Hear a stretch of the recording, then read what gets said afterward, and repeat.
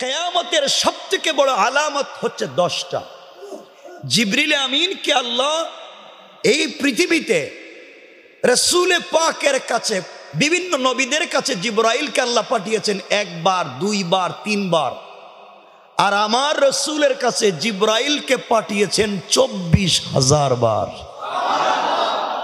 শেষ যখন রাসূল পাকের সঙ্গে জিবরাইলের দেখা হয়, জিবরাইল বলছেন, জিবরাইলকে রাসূল পাক বলছেন, শোনো ভাই, আর কোন দিন আসবো আমি জানি না। জিবরাইল বলছেন, আর কোনোদিন আসবই না। তখন বলছেন, আমার মন চায় আমার পরে কি আর কোনোদিন পৃথিবীতে আসবা? জিবরিল আমিন বলছেন, ইয়া রাসূলুল্লাহ, আমি জানি না, আল্লাহর কাছে জিজ্ঞাসা করি। আল্লাহর কাছে জিজ্ঞাসা করলেন। আল্লাহ বলেন, জিবরাইল, রাসূল পাকের পরে তোমাকে আমি আরো 10 বার পৃথিবীতে পাঠাবো কিয়ামতের আগে। জিবরিল আমিন এসে রাসূল পাককে বলছেন, রাসূলুল্লাহ, আপনার ইন্তেকালের পরে আমি আর 10 বার পৃথিবীতে যাব। নবীজি বললেন, কেন যাবেন? কেন যেতে চাও? জিবরিল আমিন বলছেন, আমি জানি না, এটাও আল্লাহ জানেন। জিবরিল আমিন আল্লাহর কাছে জিজ্ঞাসা করলেন, আল্লাহ, আমি কেন যাব? আল্লাহ বললেন, এই পৃথিবীর থেকে দামি দামি 10টা জিনিস উঠাইয়া নেওয়ার জন্য যাবেন। কয়টা জিনিস? দামি দামি 10টা জিনিসকে উঠিয়ে নেওয়ার জন্য তোমাকে পৃথিবীতে পাঠাবো। জিবরিল আমিন এই দামি দামি যে 10টা জিনিস উঠাইয়া নিয়ে যাওয়ার জন্যই পৃথিবীতে আসবার কথা, আসলে এই 10টা জিনিস এখন পৃথিবীতে আছে না উঠে গিয়েছে? আমার মন চায় আপনাদেরকে এগুলা বলতে। যদি শোনেন আপনারা নিজেরা আশ্চর্য হয়ে যাবেন, আসলে আমরা এখন কি করতে পারি। যে 10 জিনিসকে উঠাইয়া নেওয়ার কথা, এগুলো আল্লাহ কি আসলেই উঠায় নিয়ে গেছেন? কারণ আমি যখন বলবো দেখবেন আসলে এগুলো নাই। সুতরাং আপনি আমি যে বসে আছি, এই যে আপনারা দাড়ি রাখছেন, আমিও রাখছি। আপনারা টুপি পরছেন, আমিও পরছি। আপনারা পাঞ্জাবি পরছেন, আমিও পরছি। আপনাদের তসবিহ আছে, হয়তো আমার নাই। তো আমরা হয়তো এগুলা নিয়ে বসে রয়েছি ভাবভঙ্গি ধরে জান্নাতে যাওয়ার জন্য। আসলে জান্নাতে যাওয়ার জন্য ভাবভঙ্গির কোনো দরকার নাই। এই ভাবভঙ্গি, দাড়ি, টুপি, জুব্বা, পাগড়ি, পাঞ্জাবি, এগুলা ভাব ধরে জান্নাতে যাওয়া যাবে না। যদি দিলে আল্লাহর তাওহীদ আর রাসূলের ভালোবাসা না থাকে, এই পোশাকই আপনাকে জান্নাতে নিবে না। রাসূল পাকের অনেক সাহাবী ছিলেন যাদের কাপড় ছিল না। বউ এবং স্বামী মিলে পোশাক ছিল একটা। স্বামী যেটা পরতেন, স্ত্রী ওটাই পরতেন। দুজন মিলে একটা কাপড়, আর কোনো কাপড়ও নাই, থাকবার কোনো ঘর নাই, গর্তে থাকেন। এরপরে আল্লাহ তাদেরকে দুনিয়া জান্নাতের সার্টিফিকেট দিয়েছেন। বোঝা গেল ভাবভঙ্গি শুধু জান্নাতের কারণ নয়। আপনাকে আমাকে জান্নাতে যেতে হলে দিলে লাগবে তাওহীদ আর রিসালাত। আজকে ইবাদতে স্বাদ পাই না। আমি আপনাদেরকে বলেছিলাম যে কথার থেকে সংক্ষেপ করে মনোযোগ দিয়ে শুনবেন। আল্লাহকে সন্তুষ্ট করা কোনো জিনিস দিয়ে এই পৃথিবীর মানুষকে সন্তুষ্ট করা যায় না। রব বলছেন তিনি খুশি হন এক জিনিসে, সেটা হচ্ছে সেজদা। সেটা কি? কথাগুলো মনোযোগ দিয়ে শোনেন আমার মুসলমান বন্ধুগণ, গভীর মনোযোগ। এই দুনিয়ার জমিনে আল্লাহ রাব্বুল ইজ্জত ওয়াল জালাল সৃষ্টির মধ্যে সর্বপ্রথম জিবরিল আমিনকে সৃষ্টি করলেন। স্রষ্টা হিসাবে আল্লাহ আছেন, আর জিবরিল আমিন আছেন, আর কোনো জিনিস বানান নাই। এবার জিবরাইল আল্লাহকে বলছেন, আল্লাহ তাআলা, আপনার কাছে আমি জানতে চাই, এই দুনিয়ার জমিনে কোনোদিন আপনাকে অসন্তুষ্ট করতে চাই না। যতদিন পর্যন্ত আপনি থাকবেন আর পৃথিবী থাকবে, ততদিন আপনি আমার উপরে সন্তুষ্ট থাকবেন। কি করা লাগবে? আয় আল্লাহ তাআলা, আমি চাই না কোনোদিন আপনি আমার উপরে বেজার হয়ে যান। আমি চাই না কোনোদিন আমার উপরে নাখুশ হয়ে যান। আমি চাই যতদিন থাকবো ততদিন আপনাকে খুশি রাখতে। আল্লাহ বললেন, জিবরাইল, আমি যা সৃষ্টি করেছি আর যা সৃষ্টি করি নাই, আসমান, জমিন, আরশ, কুরসি, লৌহ, কলম, জান্নাত, জাহান্নাম, জিন্নাত, ইনসান, ফেরেশতা, আমি আল্লাহ যা সৃষ্টি করেছি আর যা সৃষ্টি করি নাই, জিবরাইল তুমি যদি সব আমাকে দিয়ে দাও, আমাকে সন্তুষ্ট করতে পারবা না। কিন্তু কোনো গোলাম যখন আমাকে ভালোবেসে আমার কদমে একটা বার সেজদায় পড়ে যায়, ওই একটা সেজদার মাধ্যমে আমি আল্লাহ বান্দার উপরে খুশি হয়ে যায়। এবার জিবরাইল আল্লাহকে ডাক দিয়ে বলছেন, আল্লাহ তাআলা, তাহলে বুঝতে পেরেছি এই সৃষ্টিতে কোনোদিন আপনি আমার উপরে অসন্তুষ্ট হতে পারবেন না, আর অসন্তুষ্ট হওয়ার সুযোগ নাই। আয় আল্লাহ, পুরা জিন্দেগি আমার উপরে সন্তুষ্ট থাকবেন, কারণ আমার চাইতে লম্বা সেজদা পৃথিবীর কেউ দিতে পারবে না। এই বলে জিবরিল আমিন সেজদায় পড়ে গেলেন। কেউ বলেছেন একদিন, 2 দিন না, 1000 2000 বছর না। জিবরাইল আল্লাহর কদমে সেজদায় পড়ে গেলেন একাধারে 30,000 বছর। আর কেউ বলেছেন জিবরাইল আল্লাহর কদমে সেজদা করলেন 30 লক্ষ বছর। 30 লক্ষ বছর একাধারে সেজদা করলেন। কোনো কথা নাই, কোনো বার্তা নাই। আল্লাহর কদমে সেজদায় পড়ে ডাক দিয়ে বলেছে, আল্লাহ, আপনার কাছে আমি কোনো জিনিস চাই না, জানতেও চাই না, শুধু একটাবার বলবেন আমার উপরে সন্তুষ্ট কিনা। দীর্ঘ 30 লক্ষ বছর সেজদার পরে আল্লাহ বললেন, জিবরাইল এবার মাথা উঠাও। জিবরিল আমিন মাথা উঠে দিলেন, আল্লাহর কাছে জানতে চাইলেন, আল্লাহ তাআলা বলেন না আপনি আমার উপরে সন্তুষ্ট হলেন কিনা। আল্লাহ বললেন, জিবরাইল রে, 30 লক্ষ বছর সেজদা করেছো, আমি তোমার উপরে সন্তুষ্ট কিনা তুমি জানতে চাও। জিবরাইল প্রশ্নের জবাব জানবার আগে আমার আরশে আজিমের স্ট্রাকচার ডিজাইনের দিকে তাকাও। আরশে আজিমের দিকে একটাবার লক্ষ্য করো, ওখানে হয়তো তোমার প্রশ্নের জবাব রয়েছে। জিবরিল আমিন আরশে আজিমের দিকে লক্ষ্য করলেন, ওখানে তাকাইয়া দেখেন লেখা আছে লা ইলাহা ইল্লাল্লাহ মুহাম্মাদুর রাসূলুল্লাহ। আল্লাহর কাছে ডাক দিয়ে বলছেন, আল্লাহ তাআলা, 30 লক্ষ বছর আপনার কদমে সেজদা করেছি, আপনি সন্তুষ্ট হয়েছেন কিনা আমি জানতে চাই। কিনা আপনি আমাকে কালিমা দেখাইয়া দিলেন, ওই কালিমার সঙ্গে আমার সেজদার সম্পর্ক কি? আল্লাহ বললেন, জিবরাইল তুমি শোনো, আমার আখিরি জামানার পয়গম্বর হাবিবুল্লাহ, যাকে কলিজার থেকে ভালোবেসেছি, যাকে উপলক্ষ করে দুনিয়াকে সাজাইলাম, তাকে আমি হাবিবুল্লাহ বানিয়েছি, কলিজার বন্ধু বানিয়েছি। এই কালেমা আমি আল্লাহ তাকে গিফট করতে চাই, উপহার দিতে চাই। আয় আল্লাহ তাআলা, বুঝলাম তো কালিমা গিফট করবেন, আমার প্রশ্নের জবাব কি? আল্লাহ বললেন, এবার শোনো জিবরাইল, এই কালিমা আমি যাকে গিফট করতে চাই, সেই আখিরি জামানার পয়গম্বরের আখিরি জামানার উম্মতেরা, আমার আখিরি জামানার গোলামেরা দুনিয়ার জমিনে যাওয়ার পরে প্রতিদিন কমপক্ষে 5 ওয়াক্ত সালাত ফরজ পড়বে। কত ওয়াক্ত? আখিরি জামানার গোলামেরা 5 ওয়াক্ত সালাত ফরজ পড়বে। 5 ওয়াক্ত সালাতে কমপক্ষে 17 রাকাত সালাত ফরজ পড়বে। কত রাকাত?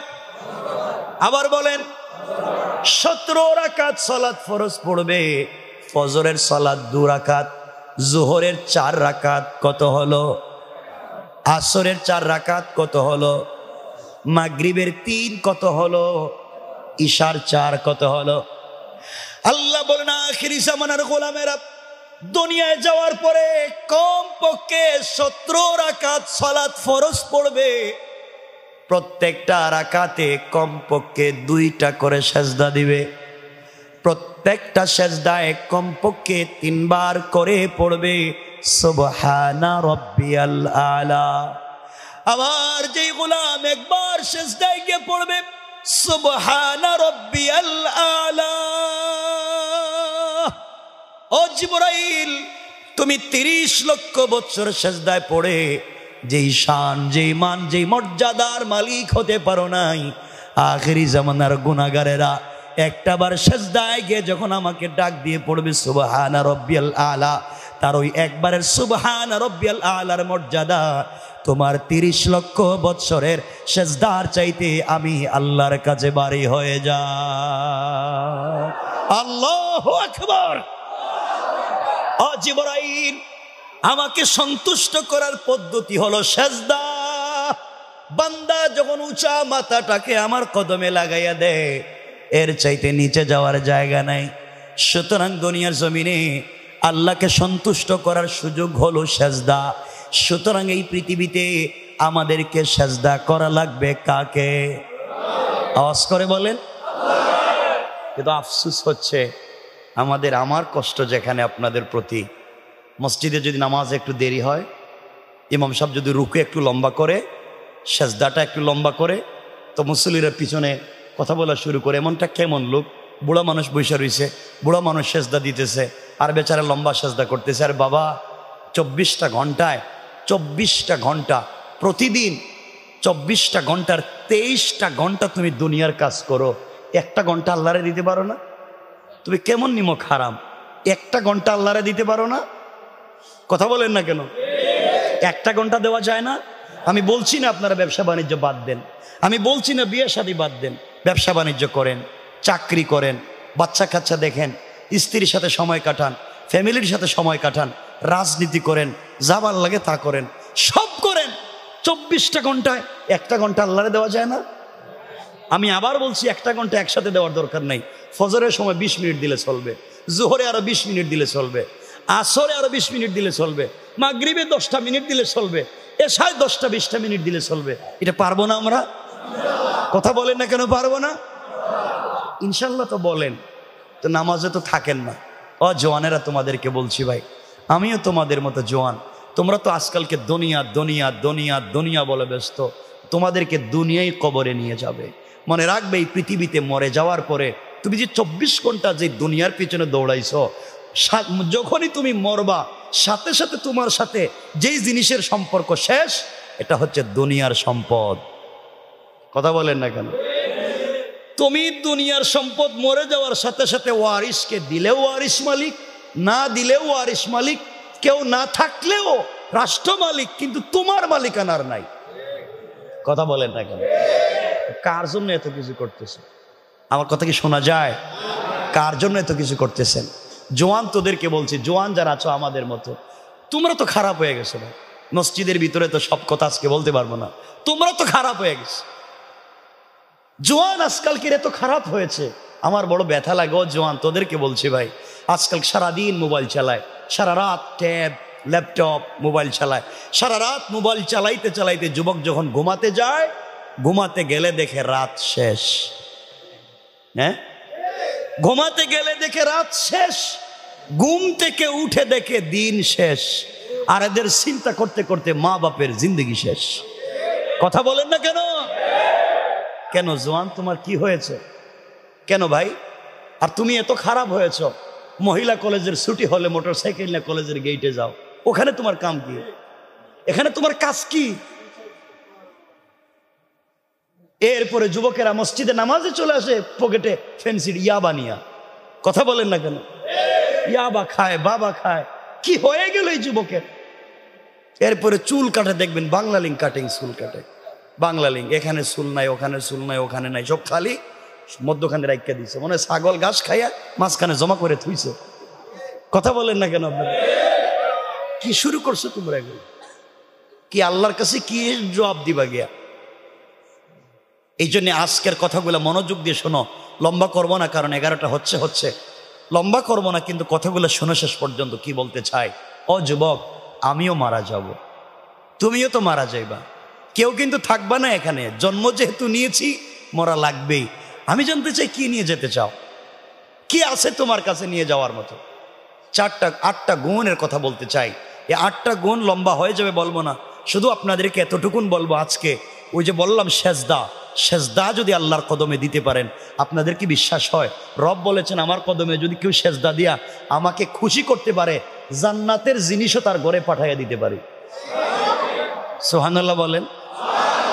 আপনাদের মোটামুটি বিশ্বাস হচ্ছে না, বিশ্বাস না হওয়ার কথা। হ্যাঁ, কোরআন বিশ্বাস করেন, সত্য যে আমি যদি ঠিক মতো ইবাদত করি, তে আল্লাহ চাইলে আমাকে জান্নাত থেকে কোনো জিনিস পৃথিবীতে দিতে পারেন। বিশ্বাস হয়? বিশ্বাস হয়? আল্লাহর কাছে বলতে পারো না কেন? মালিকের মালিক তো আল্লাহ, মালিকের মালিক তো আল্লাহ। আল্লাহর কাছে বলতে পারো না, আল্লাহর কাছে চাইতে পারো না। আজকে আমরা এদিকেই যাব। আজকের মূল ফোকাস থাকবে কথার, আমরা আল্লাহর কাছে সেজদা দিয়া সব আদায় করতে পারি ইনশাআল্লাহ। যুবক তোদেরকে বলছি ভাই, মা বাপকে সময় দাও, মা বাপকে একটু দেখে শুনে রাইখ। মা বাপ মরে গেলে আর কারে দেখবা? তুমিও যখন মা বাপ হইবা তোমার সন্তান তোমাকে দেখবে না। শয়তানি নাফরমানি বাদ দাও, এলাকার মদ জুয়া বাদ দাও, ফেন্সিডিল ইয়াবা বাদ দাও। আর এখানে মুরব্বী যারা বাবা বসে রয়েছেন, দুহাত জোর করে বলছি রাগ করেন না। 5 ওয়াক্ত মসজিদে নামাজও পড়েন, হজও গিয়া করেন, দাড়িও রাখেন। খবর নিয়ে দেখেন আপনাদের এলাকায় হাজি সাহেব দাড়ি রাখে, 5 ওয়াক্ত নামাজ পড়ে, কিন্তু এলাকার সব থেকে বড় সুদের কারবারি। ঠিক কিনা বলেন? তো আপনার এই শয়তানি করতে কইছে কেডা? নামাজও পড়বেন, সুদের কারবারও করবেন। এই কামটা তো শয়তানও করে নাই। আপনাদের কি মনে হয় শয়তান কোনোদিন সুদ খাইছে? আপনাদের জানা আছে কোনোদিন? আপনারা শুনছেন কোনোদিন যে শয়তান সুদ খাইছে? এই ওয়াজ আশা করি কেউ করবে না যে শয়তান সুদ খাইছে। এখানে অনেক মুরব্বী হয়তো বসে রয়েছেন, রাগ করেন না। ফজরের নামাজ পড়ে, আউয়াবিন পড়ে, চাশ পড়ে, ইশরাক পড়ে, তাহাজ্জুদের নামাজ পড়ে, এরপরে ফজরের নামাজ জামাতে পড়া আল্লাহর নামের জিকির শুরু করে, জিকির করে কুদাল একটা কান্দে নিয়া আল্লাহর নামের জিকির করে করে জমিনে যায়, আর জিকির করে করে আরেকজনের আইল কাইটটা ঢুকাইয়া দেয়। কথা বলেন না? এগুলো এলাকায় নাই? বলেন নাই? বলেন নাই? বলেন নাই? এগুলা সমাজে আছে। আর অলিয়া উলিয়ার মতো বৈশাখ কই যাইতে চান? এই যে ভাবভঙ্গি ধরে বৈশা রয়েছেন, দাড়ি টুপি জুব্বা জব্বা লাগাইয়া, কই যাইতে চান এগুলা নিয়া? ঘটনা কি? কষ্ট পাচ্ছেন আমার কথায়? মুরব্বীদের কষ্ট লাগতেছে? এখানে কষ্ট লাগার কি আমার আর জিন্দিগিতে দাওয়াত দিয়েন না, আমি বাইরে বলবো কি আমত অব্দি আর দিয়েন না। কিন্তু সমাজ এত নষ্ট করছেন আপনারা, সমাজ এত নষ্ট করছেন যারা ভিলেজ পলিটিক্স করেন, গ্রামের রাজনীতি করেন, এলাকার মোড়ল মাতবর বিচারি, আপনারা এই সমাজ নিয়ে এমন নষ্ট করা করছেন। দাড়িও রাখে, সাদা লঙ্গি পরে, সাদা শার্টও পরে, এখানে সুন্দর দেখবেন একটা সুন্দর করে বিশাল বড় একটা রুমালও দে, অথবা সুন্দর চাদর একটা ফালায়, পকেটে ছেলে মেসওয়াকও রাখে, কিন্তু গ্রামের পঞ্চায়েতের বিচার করতে গিয়া 500 টাকা হাতে ধরাইয়া দিলে ডাইনের বিচারে বাম বানাইয়া দেয়। এগুলা নাই? এলাকায় নাই? শয়তানি করো না। অলি অলির মতো, অলি অলির মতো বৈশা রইছো, জান্নাতে যাইতে চাও। শয়তানতি কামগুলো করে নাই, শয়তানতি গুলো করে নাই। আপনারা কোনোদিন আপনাদের জানা থাকলে বলেন, আমাকে বলেন যে শুনছেন হুজুর ওয়াজ করছে যে শয়তান গ্রামের বিচার করতে 1 কাপ রং চা খাইয়া এদিকের বিচার এদিকে দিছে। এ কামটা করছে শয়তান? সুদ খায়, ঘুষ খায়, ফেন্সিডিল ইয়াবার ব্যবসা করে, জায়গা জমিন দখল করে, মসজিদের জায়গা, মাদ্রাসার জায়গা, এতিমের জায়গা, গুরুস্থান, গরিবের জায়গা জমি নিজের নামে বুয়া জাল দলিল বানায়, সব খাইয়া হজে গিয়া পাত্তর মারে শয়তান রে। কথা বলেন না কেন? 8 লক্ষ খরচ করে হজে গিয়া জামারাতে শয়তান রে পাথর মারে। শয়তান আল্লাহ আমারে মারতে আইছে কেন? এই তো বড় শয়তান হয়ে বসে রয়েছে। কথা বলেন না কেন? আপনি পাথর মারতে গেছেন 8 লাখ খরচ করে মক্কায়, আর শয়তান বসে রয়েছে গ্রামে। কথা কয় না? খুব খারাপ লাগতেছে আপনাদের? আহারে, শয়তান চিনলেন না আপনারা। এই ওয়াজ আজকে কি করতাম বুঝতেছি না তো, আপনাদের আবার কোন জায়গায় খারাপ লেগে যায়। এই জন্য মনে রাখবেন, ভাবভঙ্গি ধরে শুধু লাভ নাই। আমি তো গতবারই বলছি, গত বছর হজে গিয়ে হাদি সাহেব পাথর মারতে মারতে জুতা খুললে মারতেছে শয়তান রে। যে শয়তান রে জুতা খুলে মারতে গেলেন, 8 লাখ খরচ করে জামারাতে পাথর মারতে গেলেন, সুদ খায় নাই, ঘুষ খায় নাই, ফেন্সিডিল ইয়াবার ব্যবসা করে নাই, গরিবের জায়গা জমি দখল করে নাই, মসজিদ মাদ্রাসার জায়গা জমি দখল করে নাই, তাহাজ্জুদ পড়ে কুদাল খান্দে নিয়া আর একজনের আইল কাইটটা ঢুকায় নাই, গরিবের জায়গা জমি নিজের নামে বুয়া জাল দলিল করে নাই, এরপরে ওরা গেছেন জুতা দিয়ে পাথর মারতে 8 লাখ খরচ করে। জুতা যদি মারাই লাগে, পাথর যদি মারতেই হয়, আগে সমাজের বদমাইশদেরকে মারা দরকার। সমাজটা খায়া বসে রয়েছেন, আর পাথর মারতে 8 লাখ খরচ করে মক্কায় গেছেন। শয়তান হতে কামটা করে নাই। আল্লাহর ওয়াস্তে এগুলা বুঝো। একটা গ্রামের লোক একটা বাড়ি বানাইছে, বিদেশ থেকে আইসে অথবা ঢাকা শহরে থাকে, একটা বাড়ি বানাইছে, মাতবররা মিললে রাস্তা বন্ধ করে দে, তোর বাড়িতে গাড়ি ঢুকতো না, আগে আমরা 5 লাখ টাকা দে। কথা কন না কেন? এরপর রাস্তার ব্যবস্থা করে দিয়েছে। সত্য বড় শয়তান, চিন্তা করে। আল্লাহ আমাদেরকে হেফাজত করুক। কষ্ট পাইতেছেন আপনারা?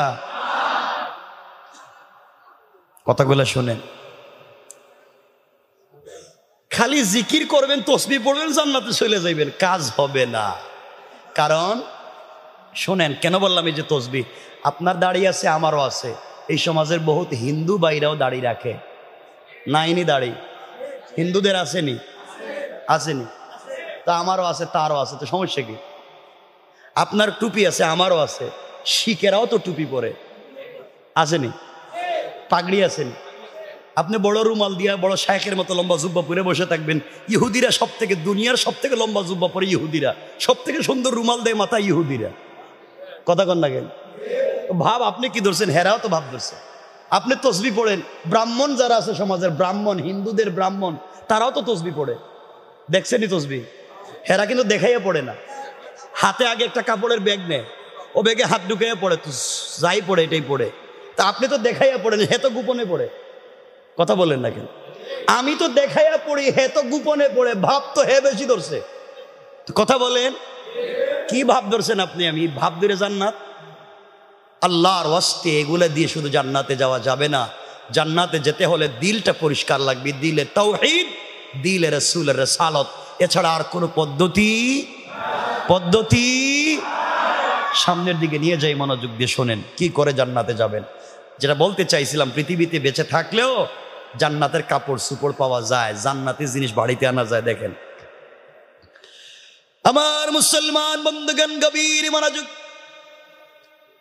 এই দুনিয়ার জমিনে আমার কলিজার টুকরা রাসূল হাবিবুল্লাহ, রাসূল পাক সাল্লাল্লাহু আলাইহি ওয়াসাল্লামের কলিজার টুকরা মেয়ে হযরতে ফাতেমা, ছোট মানুষ, তখন পর্যন্ত বিয়ের বয়স হয় নাই। মনোযোগ দিয়ে শোনেন, হযরতে ফাতেমার সঙ্গে তার এলাকার এক ইহুদির মেয়ের সম্পর্ক হয়ে গেল, বন্ধুত্বের সম্পর্ক। ইহুদির মেয়ের সঙ্গে হযরতে ফাতেমার বান্ধবীর সম্পর্ক হয়ে গেল।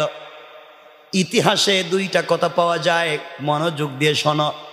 কেউ বলেছেন সম্পর্ক 6 বছর, কেউ বলেছেন সম্পর্ক 12 বছর। এই লম্বা সম্পর্ক ফাতেমার সঙ্গে ইহুদির মেয়ের হয়ে গিয়েছে। মেয়েটা প্রতিদিন বাবার বাড়ি থেকে সকালবেলা ফাতেমার কাছে আসে, সারাদিন ফাতেমার সঙ্গে থাকে, বিকেল বেলা চলে যায়। থাকতে থাকতে ফাতেমার আদর্শ, ফাতেমার চরিত্র, আমানতদারি সে বুঝে ফেলেছে। সিদ্ধান্ত নিয়েছে এই পৃথিবীতে ফাতেমার মতো মহিলা মেয়ে বোধহয় আর নাই। সে ফাতেমার এত ভক্ত হয়ে গিয়েছে, দুনিয়ার জমিনে ফাতেমার মতো বিশ্বস্ত আর কাউকে মনে করে না। ওই মেয়েটা একদিন বিকেল বেলা বাবার কাছে গিয়েছে, বাবার কাছে গিয়ে বসেছে। বাবা ইহুদি ডাক দিয়ে বলছে, মেয়ে আমার, ও মা, তোমার বয়স তো কম হয় নাই মা, তুমি বড় হয়ে গিয়েছ, আমি বাবা তোমাকে বিয়ে দিতে চাই, তুমি কি বিয়েতে রাজি আছো কিনা মা বলো। মেয়ে ডাক দিয়ে বলতেছে, আব্বা জান, আপনি আমার জন্য ছেলে ঠিক করবেন, আপনি আমাকে বিয়ে দিবেন, আমি মেয়ে হিসাবে মানতে যাব না কেন, বাবারা তো মেয়েদের ভালো চায়। বাবা আপনি যদি আমার বিয়ে ঠিক করেন, আমি বিয়েতে রাজি। ইহুদি ডাক দিয়া বলছে, মেরে শোনো, এই দুনিয়ায় আমার এলাকায় সব থেকে বড় শিল্পপতি ইহুদির ছেলে, টাকার অভাব নাই, শিল্পপতি, স্মার্ট, ভদ্র ছেলে। এমন একটা ছেলেকে তোমার জন্য পাত্র নির্বাচিত করেছি, মারে তোমাকে ওই ছেলের কাছে বিয়ে দিতে চাই, তুমি কি রাজি? মেয়ে ডাক দিয়া বলছে, আব্বা জান, আমি রাজি কি না আপনি বলেছেন, আমি তো আগেই বলেছি, আজকে রাত্রের সময়টা দিন, আগামীকালকে আপনাকে সিদ্ধান্ত জানাইয়া দেব। মেয়েটা বাবার কাছ থেকে এক রাত্রের সময় নিয়ে চিন্তায় পড়ে গিয়েছে। বাবা আমাকে বিয়ে দিতে চায়, শিল্পপতি টাকাওয়ালা ছেলের কাছে বিয়ে দিতে চায়, আমি এখন কার কাছ থেকে পরামর্শ নিব, ভুল হবে কিনা।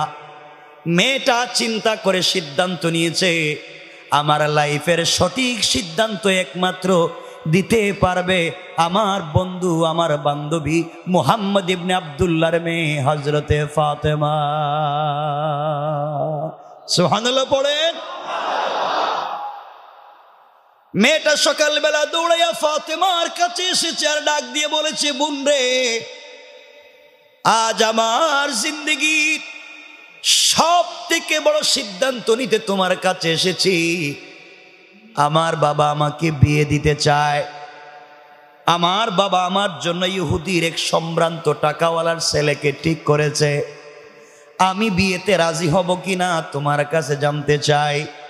ফাতেমা ডাক দিয়ে বলেছেন, বোন রে, আমি মুসলিম, তুমি ইহুদি, তোমার পার্সোনাল লাইফে আমি কোনো পরামর্শ দিতে পারি না, এই ব্যাপার তুমি বুঝো।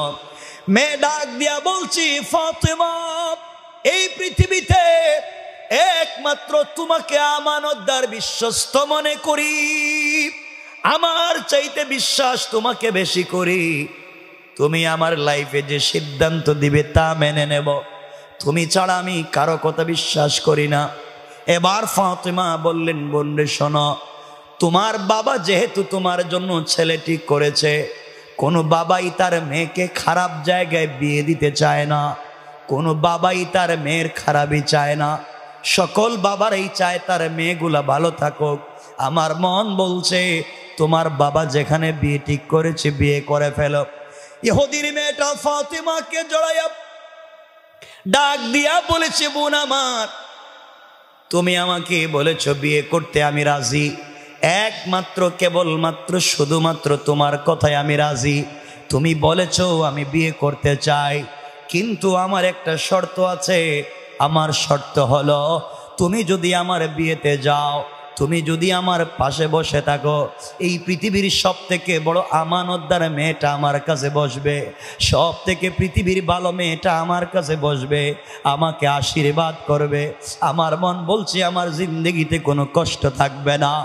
ফাতেমা চোখের পানি ছেড়ে ডাক দিয়া বলছেন, বোন আমার, তুমি ইহুদি, আমি মুসলিম, তোমার বিয়েতে যদি আমি যাই, আমার বাবাকে নিয়ে মানুষ চিৎকারি করবে, আমার বাবাকে নিয়ে মানুষ মস্কারা করবে। মুসলমান হয়ে কেমনে ইহুদির মেয়ের বিয়ে বাড়িতে গেলাম, আর তোমার বাড়িতে যারা আসবে আমাকেও নিয়ে টিটকারি করবে, তোমার বাপকেও গালি দিবে, এই জন্যে আমি তোমার বিয়েতে যেতে পারবো না। এবার মেয়েটা ডাক দিয়া বলছি, ফাতেমা, 12 বৎসর থেকে তোমাকে আমি চিনি, তোমার কথার উপরে আমি আমার লাইফের সিদ্ধান্ত নিয়েছি।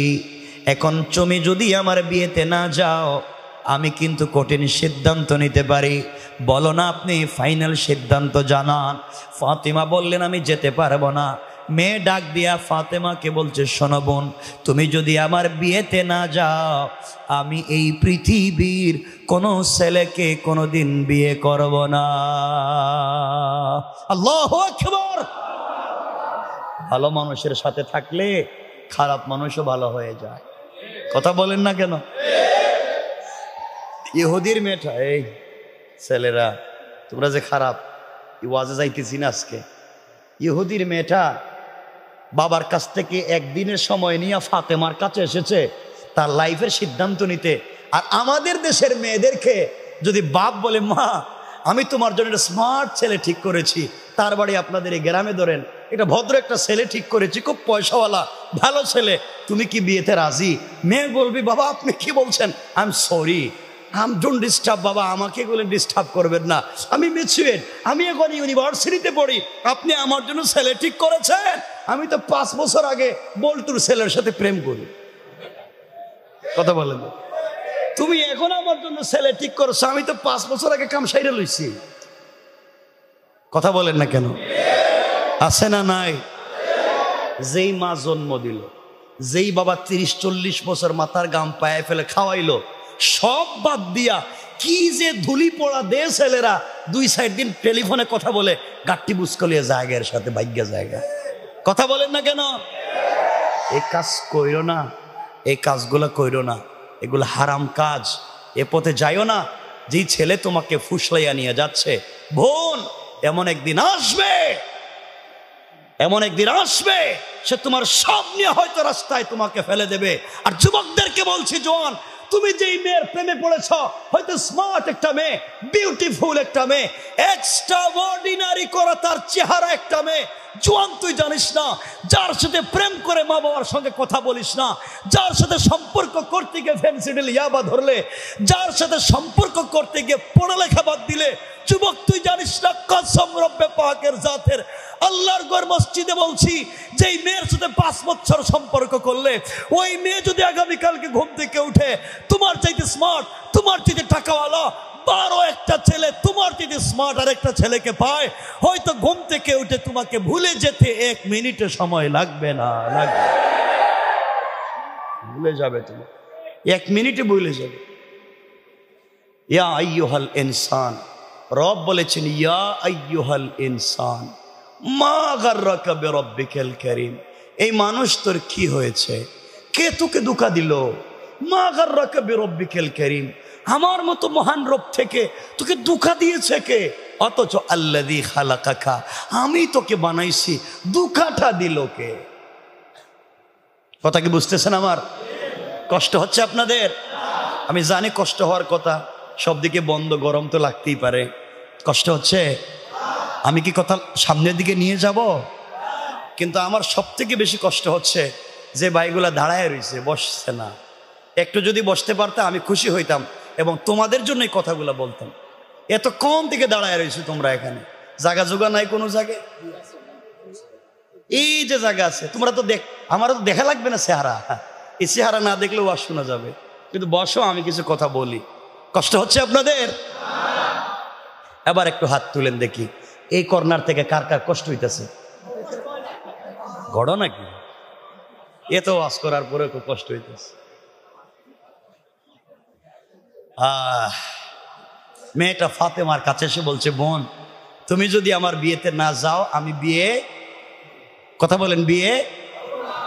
হযরতে ফাতেমা ডাক দিয়ে বলছেন, বোন শোনো, তুমি আমাকে আবেগী করে ফেলেছো, আমি যদি তোমার বিয়েতে না যাই তুমি বিয়ে করবো না বলেছো, আমি কথা দিলাম বোন রে, যাও অবশ্যই ইনশাআল্লাহ আমি তোমার বিয়েতে যাব। সুবহানাল্লাহ পড়ে। ভাই এটা ছাড়িস না। আচ্ছা শোনো ভাই, আচ্ছা শোনেন, আমার কথা শুনলেই চলবে, একটু শুনেন, একটু কথা বন্ধ করে। মেয়েটা বাবার কাছে গেছে, গিয়ে বলছে, আব্বা জান আপনি আমার জন্য ছেলে ঠিক করছিলেন না, ইহুদির ছেলে, আমি রাজি, তুমি বিয়ে দিতে পারো, আমি রাজি। ইহুদি তো খুশি হয়ে গেছে, আমার একমাত্র একটা সন্তান, একটা মেয়ে, 1000 কোটি টাকার মালিক, মেয়েটা বিয়েতে রাজি হয়ে গেছে, সে তো একবারে খুশি, সবাইরে দাওয়াত দিতেছে। মেয়ে বলতেছে, আব্বা বিয়েতে আমি রাজি ঠিক আছে, কিন্তু শর্ত আছে। ইহুদি বলতেছে, মা তোমার শর্ত কি? ঘর বাড়ি দেওয়া লাগবে? সবই তো তোমার, সবই তো তুমি পাইবা, শর্ত আবার কি? মেয়ে বলছে, না আব্বা আমার একটা শর্ত আছে, আপনাকে বলা লাগবে। ইহুদি বলছে, মা বলো। ইহুদির মেয়ে ডাক দিয়া বলছে, আব্বা জান আমার শর্ত হলো, আমি বিয়েতে রাজি হয়েছি, আমার শর্ত হলো আমার বিয়েতে আমার পাশে বসা থাকবে মুহাম্মদ ইবনে আব্দুল্লাহর মেয়ে ফাতেমা। আমি তাকে দাওয়াত করেছি, আমি তাকে ইনভাইট করেছি, আমি বলেছি সে আমার বিয়েতে আসবে। এই কথা শুনে ইহুদির যেন মাথায় রক্ত উঠে গেছে, পায়ের রক্ত মাথায়। বলস কি তুই? মুহাম্মদ আমার জাত শত্রু, মুহাম্মদ আমার জাত শত্রু, সে আমার ধর্মের বিরুদ্ধে গিয়েছে, নতুন ধর্ম প্রচার করেছে, তার মেয়েকে আমার বাড়িতে দাওয়াত করা যায় না। রাত দিন যার বিরোধিতা আমি করলাম, তার মেয়েকে নাকি আমার বাড়িতে দাওয়াত করবে। মেয়েরে শোন, প্রয়োজন বুঝে জিন্দেগিতে তোরে বিয়াই দিতাম না, এরপরও মুহাম্মদের মেয়েকে আমার বাড়িতে আসতে দিব না। মেয়ে দাঁড়াইয়া বাবার সামনে ডাক দিয়া বলছে, আব্বা জান এই পৃথিবীতে কোনোদিন আপনার সামনে দাঁড়িয়ে কোনো কথা বলি নাই, আজকে আপনার সামনে দাঁড়িয়ে আমি কথা বলতে চাই। আপনি বলেছেন ফাতেমা আসলে আমাকে বিয়ে দিবেন না, কথা কি সত্য? ইহুদি বলতেছে, যা বলছি সব সত্য, বিয়ে দিতামই না। এবার মেয়ে বলছে, আব্বা জান আমার সিদ্ধান্ত আপনি শোনেন, আপনি যদি আমার বান্ধবী মুহাম্মদ ইবনে আব্দুল্লাহর মেয়ে মুসলমান ফাতেমাকে আমার বিয়েতে আসতে আপনি বাধা দেন, পৃথিবী ধ্বংস হয়ে যেতে পারে, আমি মরে যেতে পারি, এই পৃথিবীর কোনো ছেলেকে আমি বিয়ে করব না। আল্লাহু আকবার। মেয়ে বলছে আমি বিয়েই করব না। বাপ চিন্তা করলো আমার একমাত্র মেয়ে, আর যদি এখন বিয়ে না করে মুখ দেখাই কি পাবলিকের কাছে, কি সবাই যে দাওয়াত টাওয়াত দিলাম, লজ্জায় তো শেষ। ইহুদি তো আর আমাদের মতো না, হ্যাঁ তো মারাত্মক ব্রেইন এলা। হে বলতেছে মেয়ে চিন্তা করিস না, একটু মজা করলাম, যা মোহাম্মদের মেয়ে তোমার বিয়েতে আসতে আমার বাধা নাই, কোনোভাবে কৌশল করো মেয়েকে বিয়ে দিতে চায়। মেয়েটা তো খুশি হয়ে গেছে, আব্বা তুমি রাজি?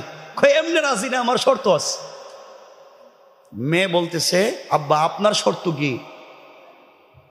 ইহুদি বলতেছে আমার শর্ত হলো মোহাম্মদ ইবনে আব্দুল্লাহর মেয়ে যদি আমার বাড়িতে তোমার বিয়েতে আসতে হয়, সেই ছেঁড়া কাপড় পরে আসতে পারবে না, কারণ আমার বিয়ে তোমার বিয়েতে আমি যাদেরকে আমার বাড়িতে দাওয়াত করেছি, ইনভাইট করেছি, সবাই পয়সাওয়ালার ছেলে মেয়ে, কোটি কোটি টাকার মালিক, দামি দামি পোশাক পরে আসবে। আর মোহাম্মদ 3 বেলা 1 বেলা খাবার পায় না, থাকবার ঘর নাই, তার মেয়েকে তো নতুন জামা কাপড় দিতে পারবে না, হ্যাঁ ছেঁড়া কাপড় পরে বিয়েতে আসবে, এটা হতে পারে না। সে যদি তোমার বিয়েতে আসতে হয় একটা নতুন জামা পরে আসা লাগবে। ইহুদির চিন্তা হইল গরিবের মেয়ে নতুন পোশাক পাবেও না, বিয়েতেও আসতে বললেন, বিয়েতে আসতে। এই কৌশল করেছে ইহুদি যে মোহাম্মদের মেয়ে তো বিয়েতে আসার সুযোগ নাই, কাপড় লাগবে। আল্লাহ যখন ইহুদির কথা শুনলেন, আল্লাহ সিদ্ধান্ত নিয়েছেন ইহুদি শোন, তুই আমার ফাতেমা যে আমার কদমে সেজদায় পড়ে কান্দে, তুই তাকে বিয়েতে না আসার জন্য কৌশল করছস, আর আমি আল্লাহ এখন সিদ্ধান্ত নিলাম, কৌশল করলাম, আমি ফাতেমাকে বাড়িতে পাঠাবো না। সুবহানাল্লাহ, এটা বাদ দেন, কেমন সুবহানাল্লাহ একটু জোরে কোন। তাবারুক আছে না? না নাই? তাবারুক খাইবেন আর আসতে কইবেন, এটা কাজ হইতে। সুবহানাল্লাহ একটু জোরে কোয়া লাগবে। ইহুদি সিদ্ধান্ত নিয়েছে ফাতেমাকে আসতে দিবে না, আর আল্লাহ সিদ্ধান্ত নিলেন মনে মনে ইহুদির কথা শুনে ফাতেমাকে বাড়িতে ঢুকাবই। আমার আল্লাহ কোরআনে বলছেন ওয়া মাকারু ওয়া মাকারাল্লাহ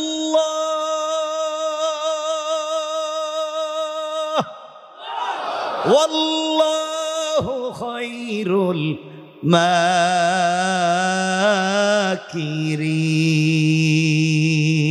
মাকিরিন। আল্লাহ রাব্বুল ইজ্জত ওয়াল জালাল বলছেন তোমরা কিসের কৌশল করো রে? তোমাদের চাইতে আমি আল্লাহর কৌশল আর হাজার হাজার গুণ বড়। কোন সুবহানাল্লাহ। ইহুদির মেয়েটা ফাতেমার কাছে কান্না করে এসে বলছে, বোন তুমি আমার বিয়েতে যাও, আমার বাপ চায় না, এটা বহুত বড় ভিতরে ভিতরে ভিতরে ভিতরে বহুত শয়তান আমার বাপ, কোনোভাবেই তোমাদেরকে সহ্য করতে পারে না, তুমি আমার বিয়েতে যাও, বাপ চায় না। আমি তো তুমি ছাড়া বিয়েই করতাম না। বাপ আমাকে বলছে তুমি যদি একটা নতুন জামা কাপড় পরে যাও তাহলে বিয়েতে যাইতে পারবা, আর নাহলে যাইতে পারবো না। বোন এখন তুমি একটা নতুন জামা কাপড়ের ব্যবস্থা করো। এই কথা শুনে ফাতেমা হাউমাউ করে কান্না শুরু করে দিয়েছেন। বোন তুই কি বলিস? আমি কাপড় কোথায় পাবো? আমার বাবা 3 বেলা 1 বেলা খাবার দিতে পারে না, আমার থাকবার একটা ঘর নাই, আমার বাবার পরনের কাপড়টাও ছেঁড়া তালি দেওয়া, আর আমি কেমনে নতুন জামা পাবো? যা আমি পোশাকও পাবো না, বিয়েতেও যেতে পারবো না। ইহুদির মেয়েটা বলছে বোন আমি এটা মানতেই পারি না, তুমি একটা নতুন পোশাকের ব্যবস্থা করাই লাগবে। ফাতেমা তো বলছেন আমি পারবো না। ইহুদির মেয়েটা দাঁড়ায় গেছে। ইহুদির মেয়ে দাঁড়িয়ে বলছে ফাতেমা সানাব, তুমি আমাকে অনেকবার বলেছো এই পৃথিবীতে তুমি একজনকে মন থেকে ভালোবাসো, তোমার সঙ্গে নাকি একজনের প্রেম আছে, ভালোবাসা আছে। ও ফাতেমা তুমি আমাকে বলেছো সারাদিন তাকে না দেখে তার কথা চিন্তা করে করে রোজা রাখো। সে বলছে তোমার প্রেমিক তোমাকে বলছে ফাতেমা খাইস না, আমাকে যদি পেতে চাও সারাদিন না খাইয়া রোজা রাখো। ও ফাতেমা তুমি সারাদিন না খেয়ে রোজা রাখো। তুমি আমাকে বলেছো যার সঙ্গে তোমার সম্পর্ক, তুমি যখন গভীর রাত্রে নামাজের সেজদায় পড়ে যাও, সেজদায় গেলে তোমার প্রেমিক তার নাম তুমি বলেছো তোমার সৃষ্টি করতে আল্লাহ, তুমি সেজদায় গেলে সে নাকি তোমার সঙ্গে কথা বলে। ফাতেমা তুমি বলেছো নামাজে দাঁড়াইয়া যখন সূরা ফাতিহা তিলাওয়াত করো প্রত্যেকটা আয়াতের শেষে সে নাকি জবাব দিয়ে দে আল্লাহু আকবার। ফাতেমা তুমি আমাকে বলেছো তোমার আল্লাহ আসমান বানাইছে, জমিন বানাইছে, তোমার আল্লাহ তোমার বাপকে উহুদ পাহাড় পরিমাণ স্বর্ণ দিতে চাইছে, এত বড় ক্ষমতাবান যে আল্লাহ, তুমি বলেছো তোমার আল্লাহর কাছে কিছু চাইলে ফিরাইয়া দেয় না, কেন কেন এত কষ্ট করো? যার সঙ্গে এত বছরের প্রেম ভালোবাসা, আমরা দুনিয়ায় দেখেছি কোনো ছেলের সঙ্গে প্রেম করলে তাকেও কোনো জিনিস বললে ফিরাইয়া দেয় না, প্রয়োজন বুঝে দুনিয়ার কোনো জিনিস বিক্রি করে হলেও, চুরি করে ডাকাতি করে হলেও, রিক্সা ভ্যান চালাইয়া হলেও মেয়েটার আবদার পুরা করে। ফাতেমা তুমি যার সঙ্গে সম্পর্ক করেছো, তুমি বলেছো তার নাম আল্লাহ, সে আল্লাহর জন্য পাগল হয়েছো, যার কদমে সেজদা দিয়ে কান্না করো, তোমার আল্লাহ কি পারবে না তোমাকে একটা মাত্র পোশাকের ব্যবস্থা করতে?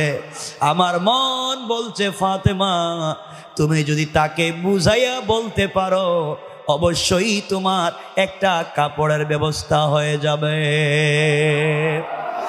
ফাতেমা যখন আল্লাহর কথা শুনলেন আর নিজেকে সামলিয়ে রাখতে পারলেন না, চোখের পানি ছেড়ে ইহুদির মেয়েকে জড়াইয়া বলছেন বোন রে বাড়িতে চলে যা, আমি কথা দিলাম ইনশাআল্লাহ আমি তোমার বিয়েতে যাব এবং এই পৃথিবীর সব থেকে দামি কাপড় পরে যাব।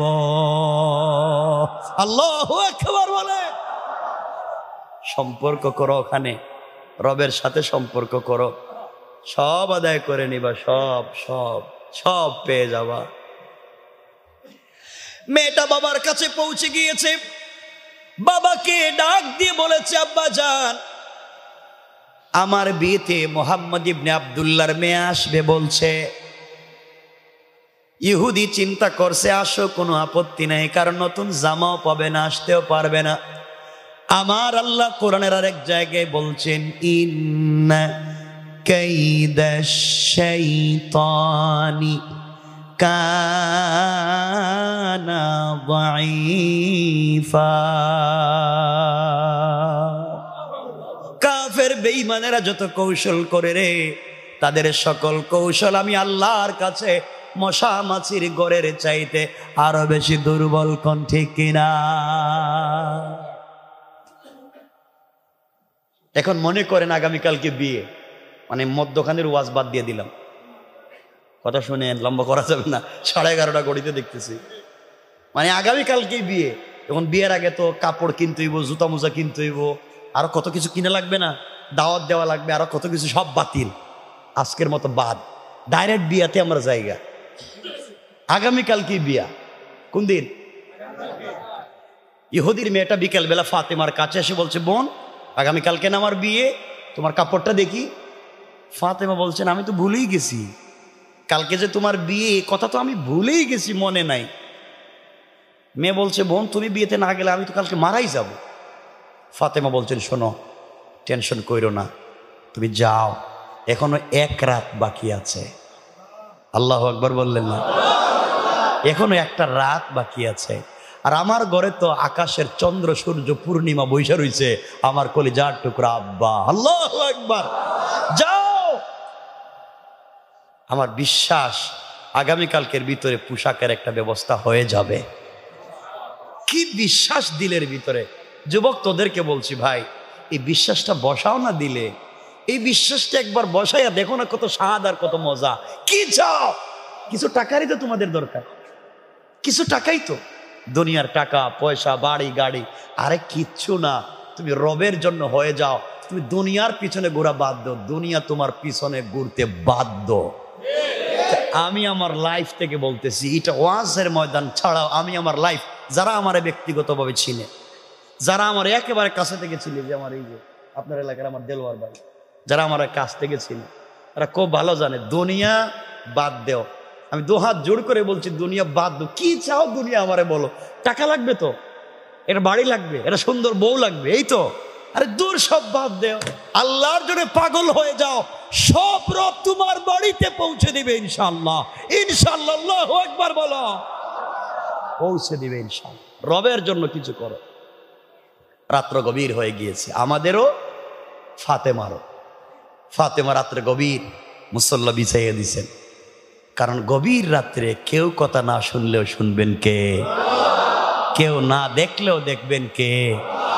আমার ব্যথা কেউ না বুঝলেও বুঝবেন কে? আল্লাহ তো আছেনই।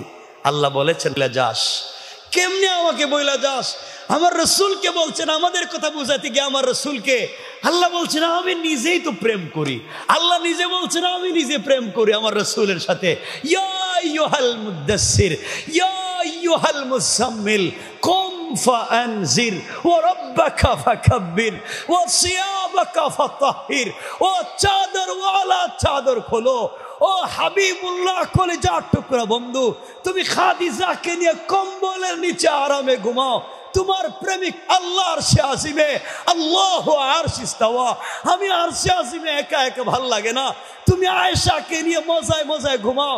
আমি প্রেম করে তোমার সাথে কথা বলতে চাই, সারা রাত জেগে আছি, একটাবার কথা বলবো।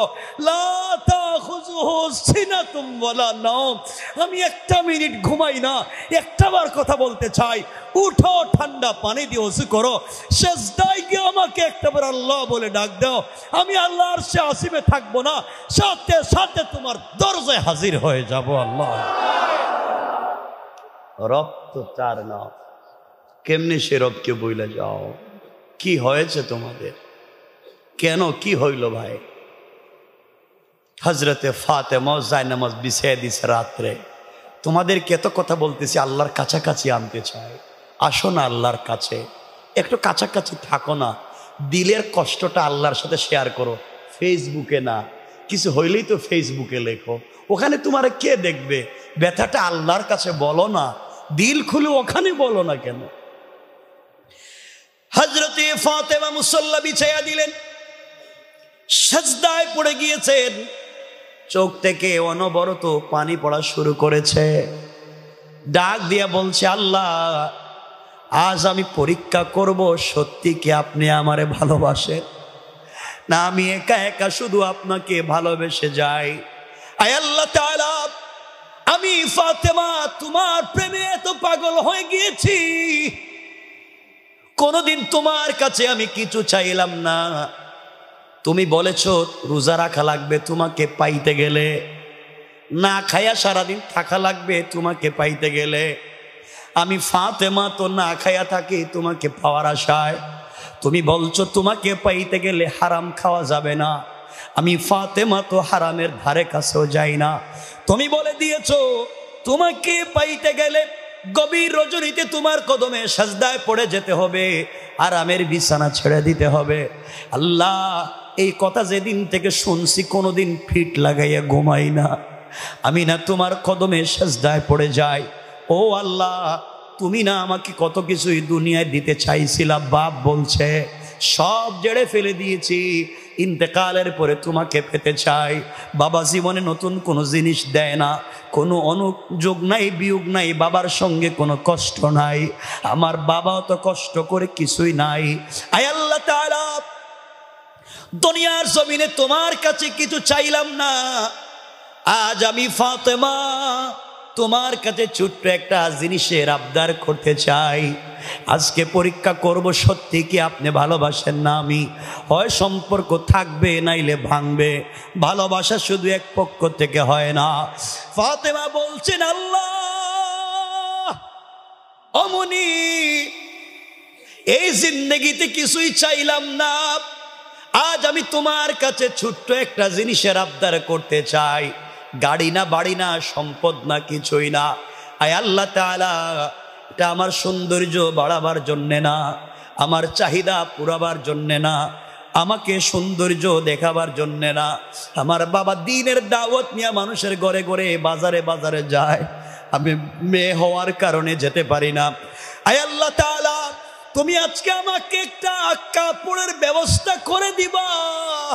তুমি তো গভীর রজনীতে ফেরাউনের দুয়ারেও কবুল করছো, তুমি তো ইউসুফ নবীকে জঙ্গলের ভিতরে কূপের ভিতরে কাপড়ের ব্যবস্থা করে দিছো, তুমি তো ইব্রাহিমকে আগুনের ভিতরে কাপড় দিছো। আয় আল্লাহ তাআলা, আজ আমি তোমার কাছে একটা ছোট্ট কাপড়ের আবদার করলাম। আমি ইহুদির মেয়ের বিয়ে বাড়িতে চাই, ওই কাপড় পরে ইহুদির মেয়ের বিয়ে বাড়িতে যেতে চাই।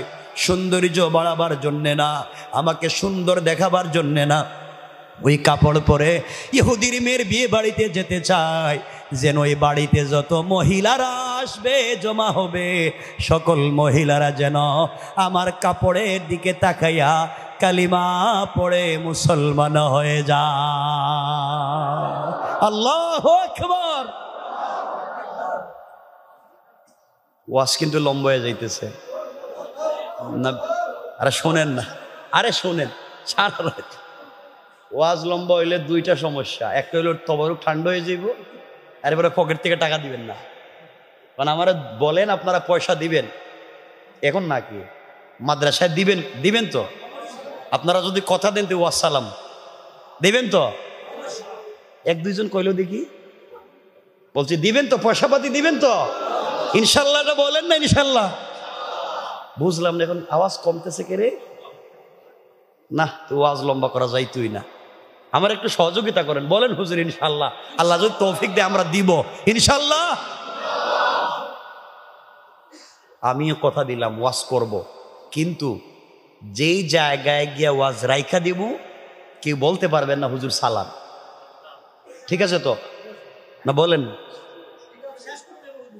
আরে আমি একটা জায়গায় তো যাবো ইনশাল্লাহ। ঠিক আছে তো ইনশাল্লাহ? একটা জায়গায় গিয়ে তো রাখবো ইনশাল্লাহ। বলেন না ইনশাল্লাহ? ইনশাল্লাহ নাম ওয়াদা। আর রাসূল হাদিসে বলছেন ওয়ালা দিন আলিমান লা আহদালা, যারা ওয়াদা দিয়ে ওয়াদা রাখে না এদের কোনো ধর্ম নাই। মানে আপনারা ওয়াদা দিছেন, আমি রাখা দিলে কিছু কইতে পারবেন না, কইলে তো ওয়াদা ভাঙিয়ে যাইব। মানে আপনারা থেকে আমি কম চালাক না। কথা বুঝতে পারছেন? এখন আমরা সামনের দিকে যেতে পারি। হযরতে ফাতেমা কাঁদতেছেন কার কাছে? কথা বলেন না। কি চাইছে? কি চাইছে? কাঁদতে কাঁদতে জায়নামাজ ভিজাইয়া দিছে, মুসল্লা উঠাইয়া নামাজ শেষ করে গভীর রাতে দাঁড়ায় রইছে। কি যে করতাম, কালকেই বিয়ে, কাপড় চোপড় কিচ্ছু নাই। হঠাৎ তার নাকের মধ্যে আলাদা একটা সুঘ্রাণ লাগতেছে। কি রে, এমন গ্রাম তো আমি কখনো দেখি নাই। হঠাৎ করে ঘরের পশ্চিম কর্নারে তাকাইয়া দেখে দুইটা সুন্দর কাপড়ের প্যাকেট দেখা যায়। আল্লাহু আকবার। ফাতেমা কাপড়ের প্যাকেটগুলো হাতে নিচ্ছে, চিন্তা করে কে রাইখা গেল, দরজা বন্ধ, জানালা বন্ধ, আমি ঘরের ভিতরে, কে আসলো না, কাপড় ঢুকলো কেমনে? রাসূল পাক ঘরে বসা, কাপড় দুইটা নিয়ে কলিজার টুকরা বাবার কাছে গিয়ে বলছে, আব্বা আমি আল্লাহর কাছে কাপড় চাইলাম, কিন্তু কে জানি এটা রেখে গেছে। নবীজি কাপড়গুলো হাতে নিলেন, ফাতেমা চলে গেলেন, কাপড় প্যাকেটগুলো খুললেন। রাসূল খুলে দেখেন একটা প্যাকেটের ভিতরে একটা সালোয়ার, একটা কামিজ, আর একটা প্যাকেটের ভিতরে একটা ওড়না, অর্থাৎ তিনটা কাপড়, সালোয়ার, কামিজ আর ওড়না। রাসূল বুঝতে পারলেন কাপড়ের ডিজাইন করা স্টোন দিয়া, পাথর দিয়া পোশাকের ডিজাইন করা, ওড়নার মধ্যে গ্লাস টুকরা টুকরা করে ডিজাইন করা। এই ডিজাইনের কোনো কাপড় আমিও তো দেখি নাই, এমন সুন্দর পোশাক আমিও তো দেখি নাই। আর তিনটা পোশাক দিলেন, তিনটা পোশাক তো জান্নাতি মহিলাদের পোশাক হয়। এটা কোত্থেকে আইলো, কে দিয়ে গেল? আল্লাহু আকবার বলেন। নবীজি আশ্চর্য পোশাক হাতে নিয়েছে, এত ডিজাইনের পোশাক কোত্থেকে আসলো? হঠাৎ শুনে ঘরের দরজায় কে যেন নক করতেছে। রাসূল দরজা খুলে দিলেন, জিবরিল আমিন হাজির হলেন, রাসূলকে সালাম করলেন, ইয়া রাসূলুল্লাহ আপনার ভাঙ্গা করে থাইকা আপনার মেয়ে খেয়ে না খেয়ে আল্লাহর সঙ্গে আমার সম্পর্ক করেছে, আজকে আল্লাহর কাছে একটা পোশাক চাইছে, আর আল্লাহ আমাকে দিয়া জান্নাতুল ফিরদাউস থেকে কাপড়গুলা পাঠাইয়া দিয়েছে। সুবহানাল্লাহ, আল্লাহ পাঠাইয়া দিয়েছে। নবীজি কাপড়গুলো হাতে নিলেন, কতক্ষণ কাঁদলেন একা একা, যে আমার মেয়ে আমার ঘরে থেকে খেয়ে না খেয়ে আল্লাহর সাথে এমন একটা সম্পর্ক করছে। কান্না করতে করতে মেয়েকে ডাকলেন, কথা না বাড়িয়ে বলছেন, মানো কাপড়গুলো পরে আগামীকালকে বিয়েতে যাইও, পর্দার সাথে যাইও। কিসের সাথে? তো ফাতেমা কি পর্দা ছাড়া যাইব? ফাতেমা একে তো রাসূলে পাকের মেয়ে, খাদিজার গর্বে রসুলের ঔরসে হজরতে ফাতেমা, যাকে আল্লাহ বানাতে চায় সাইয়্যিদাতু নিসাই আহলিল জান্নাহ, জান্নাতি মহিলাদের নেত্রী যারে বানাতে চায়, সৈয়দা শাবাবি আহলিল জান্নাহ, জান্নাতি যুবকদের নেতা হাসান হুসাইনের মা যাকে বানাতে চায়, আসাদুল্লাহিল গালিব, আল্লাহ যাকে বিজয়ী বাগ বানিয়েছে হযরতে আলী, তার স্ত্রী যাকে বানাতে চায়, সে কি কম সুন্দর? কথা বলেন না কেন? এই ফাতেমাকে রাসূল বলছেন পোশাক পরে যাইও, পর্দার সাথে যাইও। পর্দার কথা কেন বলেন? এটা লম্বা তাফসীর, অন্য আলোচনা। রাসূল বুঝতে চাইলেন মহিলারা যেদিন নতুন পোশাক পরে ওই দিন পর্দা করে না। কথা বলেন না কেন? যেদিন মার্কেটে যায়, যেদিন বিভিন্ন বিয়ে শাদিতে যায়, বিভিন্ন কনভেনশন সেন্টারে যায়, নতুন পোশাক পরে ওই দিন কি পর্দা করে? নবীজি কথাগুলো বলতে চাইলেন, ওটা লম্বা আলোচনা, ওদিকে যাচ্ছি না আমরা, কারণ রাত্র বেশি হয়ে যাচ্ছে। শেষ কথা হলো, নবীজি বলছেন বিয়েতে যাও। ফাতেমা পরের দিন বিয়েতে এই বাড়িতে আস্তে আস্তে চলে যাচ্ছেন। জান্নাতি পোশাক পরছে, একে তো ফাতেমা পরছে, আস্তে আস্তে নূরুন আলা নূর। ফাতেমা তো সুন্দর, এর মধ্যে জান্নাতি কাপড় আরো সুন্দর, নূর আর নূর হয়ে গেছে। মহিলার ঘরে, যেই ঘরের ভিতরে নতুন মেয়েটাকে অর্নামেন্টস জুয়েলারি পরাইয়া সুন্দর করে সাজগুজ করে বসে রয়েছে যেই মেয়েটা, ওই ঘরের ভিতরে ফাতেমা যখন ঢুকছে, সাথে সাথে পুরোটা ঘর জান্নাতুল ফিরদাউসের নেশকে আম্বরের গ্রানে মুখরিত হইয়া জান্নাতি কাপড়ের আলোতে পুরা ঘর আলোকিত হয়ে গিয়েছে। মহিলার এই মেয়েটারে বাদ দিয়া যেই মেয়ের বিয়ে হওয়ার কথা, এই মেয়ের রাইখা ফাতেমার কাছে এসে বলছে, ফাতেমা ই কাপড় পাইলা কই?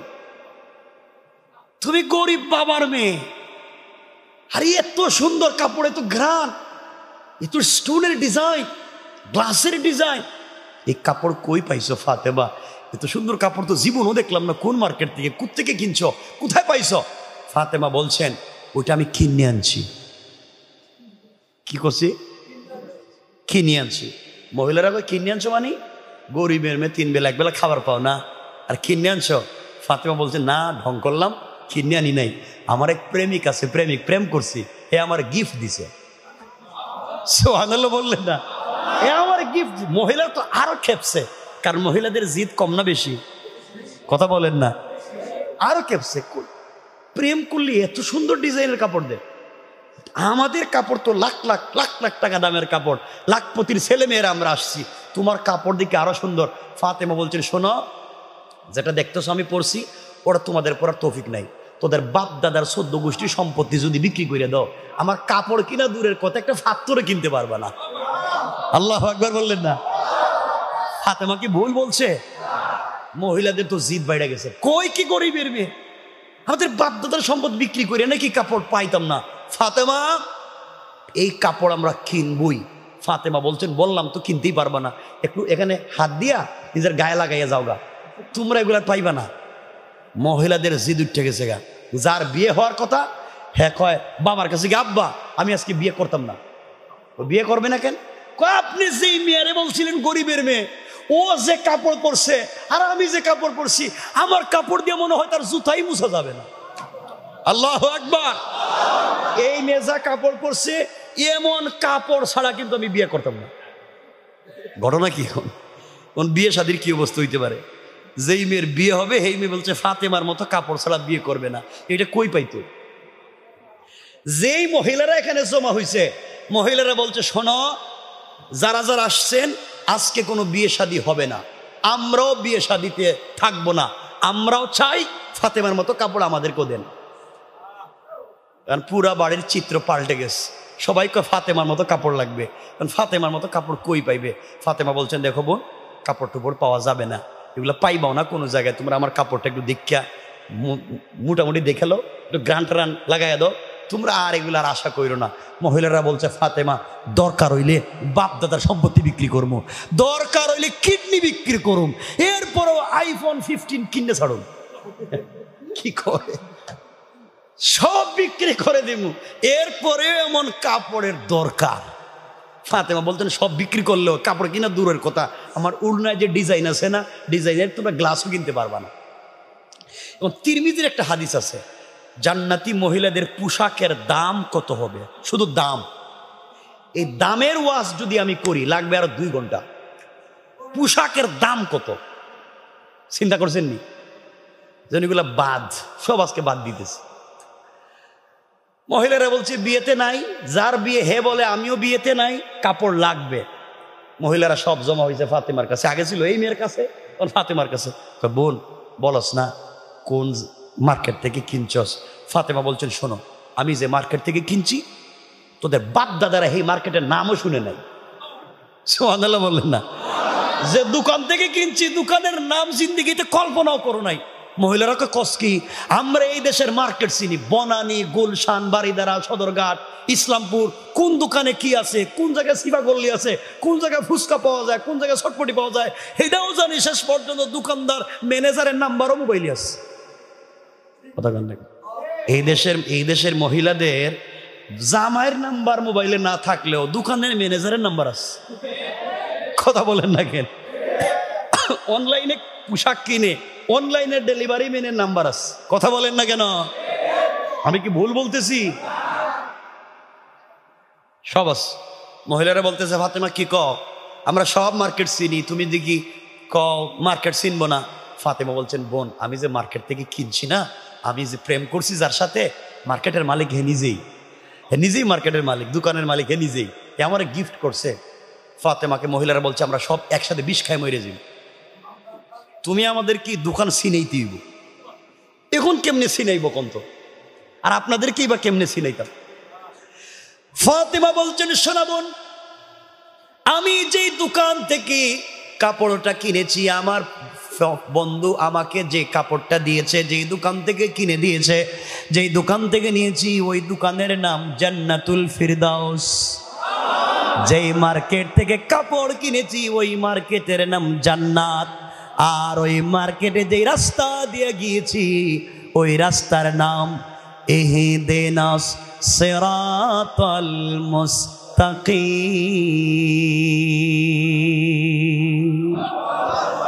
মহিলারা, সিরাতে মুস্তাকিম নামক রাস্তা দিয়ে চললে সামনে গেলে জান্নাত নামক মার্কেট পাইবা। ওখানে গেলে পরে জান্নাতুল ফিরদাউস নামক দোকান পাইবা। ওখানে গেলে পরে আমার প্রেমিক মালিককেও পেয়ে যাইবা। ওখানে গেলে পরে আমার চাইতে আরো দামি দামি কাপড় পাইবা। মহিলারা চিন্তা করে জান্নাতুল ফিরদাউস, এই নাম তো জীবনে চিন্তাও করতে পারলাম না। আমাদের দোকানের নাম সলিমুদ্দিনের দোকান। আর ফাতেমা কো জান্নাতুল ফিরদাউস, আর জান্নাত এটা কই পাওয়া যায়? ফাতেমা বললেন বোন আগেই বলছি, তোমরা এই মার্কেটও পাবা না, দোকানও পাবা না। মহিলারা বলছে যেই মেয়েটার বিয়ে হওয়ার কথা, ওই মেয়ে বলছে ফাতেমা তোমার সঙ্গে আমার 12 বছরের সম্পর্ক না? সম্পর্ক তো ঠিক আছে, তুমি একা একা কি ওই মার্কেটে যাইবা, আমারে নিয়ে যাইতে পারবে না? ফাতেমা বললেন তোমরা কি সবাই যেতে চাও? সব মহিলারা বলছে দরকার হলে সব ছাইড়া দিবে, এরপরে ওই মার্কেটে যাওয়া লাগবে, তোমার এই প্রেমিকের সাথে সম্পর্ক করাই লাগবে। সুবহানাল্লাহ বললেন না? ফাতেমা বললেন তোমরা কি এত দূর যাইতে পারবা? যাইতে পারবা মানে দরকার হলে বাপ দাদারে ছেড়ে দিমু, স্বামীরে ছেড়ে দিমু, মা বাপরে ছেড়ে দিমু, ছেলে মেয়েরে ছেড়ে দিমু, এরপর ওখানে যাওয়া লাগবে। ফাতেমা বললেন সত্যি তোমরা যাইতে চাও? সব মহিলারা বলছে ওয়াদা, যাইতে চাই। ফাতেমা বললেন ওখানে তো যে কেউ যাইতে পারে না, জান্নাতুল ফিরদাউস যে দোকান, বিশাল সিকিউরিটি এখানে আছে। জান্নাত নামক যে মার্কেট, এখানে বেশি সিকিউরিটি। আর যে সিরাত নামক যে রাস্তা, যে কেউ যাইতে পারে না, ভিআইপি রাস্তা, সিকিউরিটি রাস্তা। এই রাস্তা দিয়ে যেতে গেলে একটা আইডি কার্ড লাগে, পরিচয়পত্র লাগে। পরিচয়পত্র না দেখালে এই রাস্তা দিয়ে কেউ যাইতে পারে না। শুধু পরিচয়পত্র থাকলে হবে না, পরিচয়পত্রে একটা পিন নাম্বার আছে, পিন নাম্বার। ওই গোপন পিন নাম্বার যদি মনে না থাকে তাহলে তুমি যাইতে পারবে না। আইডি কার্ডে যদি আইডি কার্ডের নাম্বার না থাকে, আপনার আইডি কার্ডের কোনো ভ্যালু নাই। আপনার এটিএম কার্ড আছে, পিন নাম্বার মনে নাই, বুথ থেকে পয়সা তুলতে পারবেন না। ফাতেমা বলছেন এই রাস্তা দিয়ে তো যাইতে পারবে না আইডি কার্ড ছাড়া, আইডি কার্ড থাকলেও হবে না যদি পিন নাম্বার মনে না থাকে। এখন তোমরা আমারে বলো এই আইডি কার্ড কি তোমরা নিতে চাও? এই পিন নাম্বার কি তোমরা নিতে চাও? এর জন্য তোমাদেরকে বহুত কষ্ট করা লাগবে। মহিলারা বলতে সব সাইডা দিমু, এরপরও আইডি কার্ডের দরকার। সুবহানাল্লাহ বললেন না? ফাতেমা বললেন শোনো, এই আইডি কার্ড যদি নিতে চাও, আমার যে বাবা, তোমরা তো চিনো মোহাম্মদ ইবনে আব্দুল্লাহ, আমার বাপ, তোমাদের বাপ দাদা আমার বাপরে দেখতে পারে না। আমার বাপ এই পৃথিবীতে শুধু এই আইডি কার্ডেরই দাওয়াত দেয়। এই আইডি কার্ড বিতরণ করে, কিন্তু তোদের বাপ দাদারা আমার বাপকে গালাগালি করে। আমার বাপ তুই জান্নাতুল ফিরদাউসের যে মালিক, এর পক্ষ থেকে আইডি কার্ড বিতরণ করে সবাইরে নিয়ে যাইতে চায়, তোমরা যাইতে চাও না। মহিলারা কয় কও কি তোমার বাপ এটা বিক্রি করে, এটা দেয়, তাহলে আমরা তো তোমার বাপের কাছে যাওয়া লাগবে। ফাতেমা বলে যাওয়া লাগবে না, আমার কাছেও আছে। সুবহানাল্লাহ বললেন না? তোমরা কি নিতে চাও? মহিলারা বলছি এক পায়ে খাড়া, আমাদের লাগবে এটাই। ফাতেমা বললেন শোনো, সিরাতে মুস্তাকিম নামক রাস্তা দিয়া যদি চলতে চাও, যে আইডি কার্ড লাগবে, পরিচয় পত্র, ওই পরিচয় পত্রের নাম হলো ইসলাম, আর পিন নাম্বার হলো লা ইলাহা ইল্লাল্লাহ মুহাম্মাদুর রাসূলুল্লাহ। ও মহিলারা, ইসলাম নামক আইডি কার্ড ধারণ করে লা ইলাহা ইল্লাল্লাহ নামক পিন নাম্বার যদি মনে প্রাণে দিলে লাগাইয়া দিতে পারো রে, সামনে গেলে সিরাতে মুস্তাকিম নামক রাস্তা পাইবা। ওই রাস্তা দিয়া চললে সামনে গেলে জান্নাত নামক মার্কেট পাইবা, ওখানে গেলে জান্নাতুল ফিরদাউস নামক দোকান পাইবা। ওখানে গিয়ে যদি আমার মালিকের সঙ্গে সম্পর্ক করতে পারো রে, শুধু একটা কাপড় দিবে তা নয়, এমন 10টা 20টা 100টা জান্নাতুল ফিরদাউসও দিয়ে দিতে পারে। মহিলারা বলছে ফাতেমা দেরি করা যায় না, হাত লম্বা করে দাও। ফাতেমা হাত লম্বা করে দিলেন। একসাথে ফাতেমার কাপড়ের দিকে তাকাইয়া কেউ বললেন 300 জন, কেউ বললেন 352 জন, কেউ বললেন 400 জন, কেউ বললেন 472 জন মহিলা একসাথে কালিমা পড়ে মুসলমান হয়ে যায়। আল্লাহু আকবার। সব মুসলমান হয়ে গেছে, পুরো বাড়ির মানুষ মুসলমান। এখন ঘটনা কি বাড়ির অবস্থা চিন্তা করেন। ফাতেমা মুসলমান, যার বিয়ে হইব হেও মুসলমান, যে মহিলারা বিয়েতে আসছে সবাই মুসলমান। এখন বিয়ে শাদী কেমনে হইল? এখন বিয়ে শাদী হবে নাকি হবে না? বিয়ে হইতে হইলে কেমনে বিয়েটা হবে? আর এই মহিলাদের অবস্থা কি? এরা বাড়ি পর্যন্ত গেল কেমনে? এদের স্বামীরা, বাবারা, ভাইয়েরা কি করলো? আর ফাতেমাকে আল্লাহ যে কাপড় দিলেন, বর্তমানে এটা আছে কই? কই গেল কাপড়টা? সব রাইকা দিলাম, আর ওয়াজ করতাম না। রাত্রে 12টা হয়ে গেছে, আর ওয়াজ করতাম না। হ্যাঁ না, আরে শুনেন না আপনারা, শুনেন, একটা মানুষ মাত্র বিয়ে শাদী হইব, একটু দেরি করে না, কয়েকটা দিন যায় না? বিয়ে শাদী হোক একটু পরে, তাড়াহুড়া করেন কেন? একটা মহিলা একটা কাপড় পাইছে আল্লাহর কাছ থেকে, কয়েকটা দিন থাকে নাই কাপড়টা। এখন কাপড়টা বর্তমানে কই আছে? আর এই বিয়ে বাড়ির কি হইল, আর বিয়েটা কেমনে হইল, সব আজকে রাইখা দিলাম। কারণ রাত্র কম হয় নাই তো, এই জন্য আর সামনের দিকে যাইতাম না। আমার কথা এখানেই থাকবে। সুতরাং এতক্ষণ বুঝাতে চাইলাম, ফাতেমা আল্লাহর কাছ থেকে আদায় করছে সেজদায় পড়ে, আমরাও আল্লাহর কাছ থেকে আদায় করতে পারবো সেজদায় পড়ে ইনশাআল্লাহ।